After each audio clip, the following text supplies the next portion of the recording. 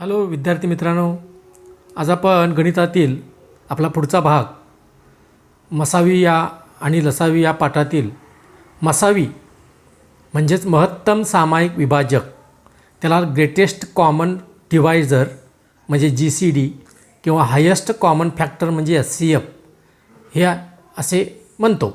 आता महत्तम सामायिक विभाजक, महत्तम म्हणजे मोठ्यात मोठा, सामायिक म्हणजे दोन्हीमध्ये तिन्हीमध्ये काय असेल त्या संख्येमध्ये असलेला, विभाजक म्हणजे एखाद्या संख्येला आपण ज्या ज्या संख्येने भाग घालवतो त्या सर्व संख्या म्हणजे त्या संख्येचे विभाजक.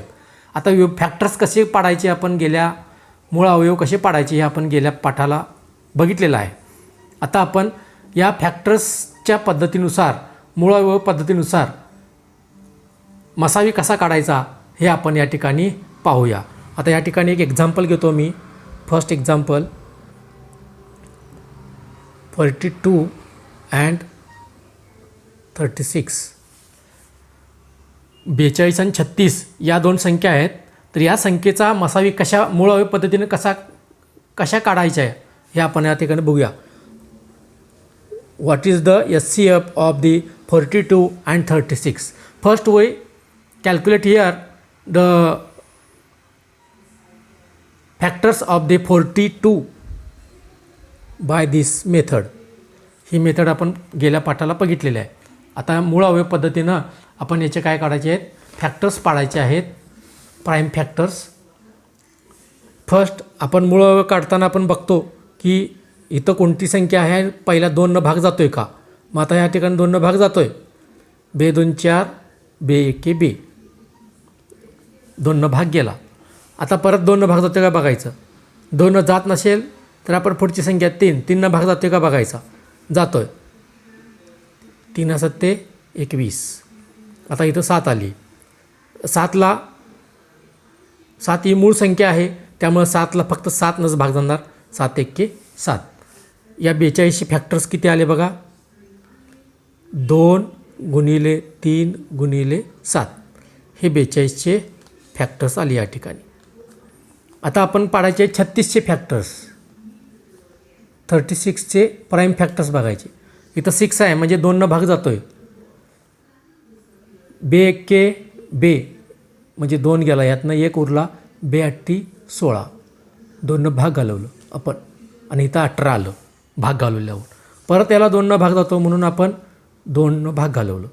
2 9 18. आता 2 जाते का बघा, जात नाही.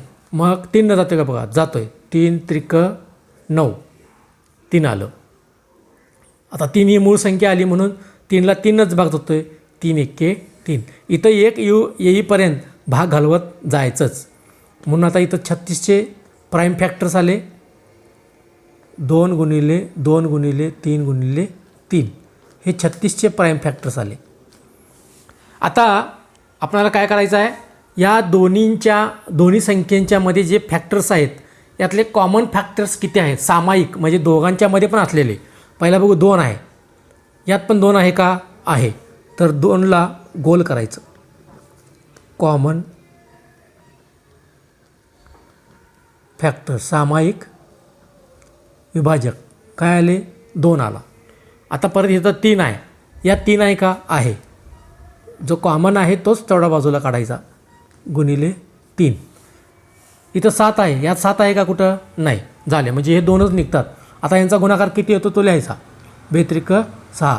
दिस इज द HCF. यालाच म्हणायचं मसावी. हा 42 आणि 36चा मसावी किती आला या ठिकाणी, 6 आलेला आहे. लक्षात.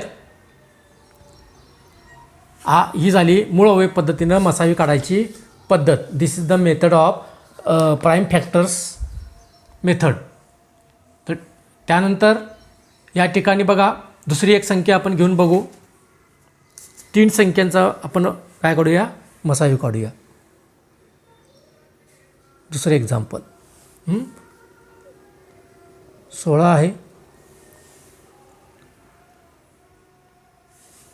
त्यानंतर 48 घेतो.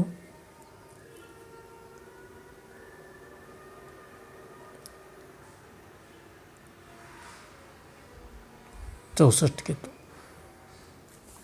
झालं. या 3 संख्या घेतल्या.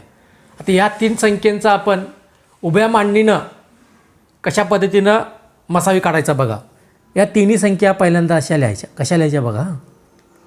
मूळ पद्धतीच आहे, फक्त वेगळ्या पद्धतीनं उभी मांडणी कशी करायची बघा. 48 आणि 64. दिस इज अ व्हर्टिकल अरेंजमेंट म्हणतो याला आपण, उभी मांडणी. आता काय करायचं, पहिला 2 भाग जातो का बघायचं. कशाला तिन्हीलाही जायला पाहिजे भाग. याला पण आणि याला पण तिन्हीनं भाग जातो का बघा. 2 तिन्हीला पण भाग जातो आहे. इथं 6, इथं 8 आहे, इथं 4 आहे, म्हणजे 2 भाग जातो आहे. 2 8 16 याचं उत्तर आलं 8 इथं. आता 2 ह्याला भाग आलं. 2 2 4, 2 4 8, 2 3 6, 2 2 4 झालं. 2 भाग गेला. परत 2 जातो का बघा. जातो आहे. 2 4 8, 2 1 2, 2 2 4 ह्याला झालं. 2 1 2, 2 6 12, 2 भाग गेला. परत 2 जातो का बघा. आता जातो आहे. 2 2 4, 2 6 12 ह्याला भाग घालवलं. आता 16ला भाग घालावा 2 2 8 16. परत 2 भाग जातो का बघा. जातो आहे. 2 1 2, 2 3 6, 2 4 8 झालं. आता कुठलं इथं 1 आलं म्हटल्यानंतर आपण इथं गणित थांबवायचं. कुठंतरी 1 आलं गणित थांबायचं. झालं. आता या ठिकाणी जे आले तिन्हीलाही भाग गेलेले हे सगळे अंक आले.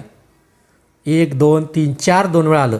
हे सगळे आहेत कॉमन फॅक्टर्स, म्हणून त्यांचा गुणाकार 2 गुणिले 2 गुणिले 2 गुणिले 2.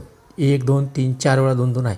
इथं ज्या ज्या संख्या येतील त्या सगळ्यांचा गुणाकार इथं करायचा. 2 2 4, 4 2 8, 8 2 16. 16 हे काय आले बघा. HCF आला, याचा मसावे आला. 16 हा त्याचा काय आला, मसावे आला. महत्तम सामायिक विभाजक. आलं लक्षात. या 2 पद्धतीनं आपण या ठिकाणी मसावी ह्या ठिकाणी काढू शकतो. समजा दिलेल्या संख्यापैकी एक संख्या इतर संख्याची जर विभाजक असेल. आता या ठिकाणी दिल्या संख्या 16 48 64. जर 16च्या पाड्यात 48 पण आहे, 64 पण आहे. त्यामुळं या संख्येचा जो मसावी येतो तो ती दिलेली लहानात लहान संख्या जी आहे तीच त्याचा मसावी येतो. आले का 16. कारण 16च्या पाड्यामध्ये 48 पण आहे, 64 पण आहे, म्हणून 16च हा त्यांचा काय येतो, मसावी येतो. किंवा दिलेल्या संख्येसाठी एकही मूळ संख्या येत नसेल, भाग एकमेकाला जात नसेल, तर त्यांचा मसावी एकच असतो. उदाहरणार्थ बघा. 18 आहे आणि 23 आहे. 23 ही मूळ संख्या आहे. 18ला भाग जातो आहे, पण 23ला कशानंच भाग जात नाही, म्हणून यांचा मसावी किती येणार, 1 येणार. ज्यावेळी 2 क्रमागत समसंख्या येतात, क्रमागत समसंख्या म्हणजे कुठल्या ओळीने येणाऱ्या समसंख्या 16 आणि 18, तर यांचा मसावी येणार 2च येतो आहे. कुठले पण घ्या, 64 आणि 66 घेतला, त्यांचा मसावी 2 येतो. डोळं झाकून लक्षात ठेवायचं. क्रमागत समसंख्या पाहिजेत मात्र, ओळीनं येणाऱ्या समसंख्या.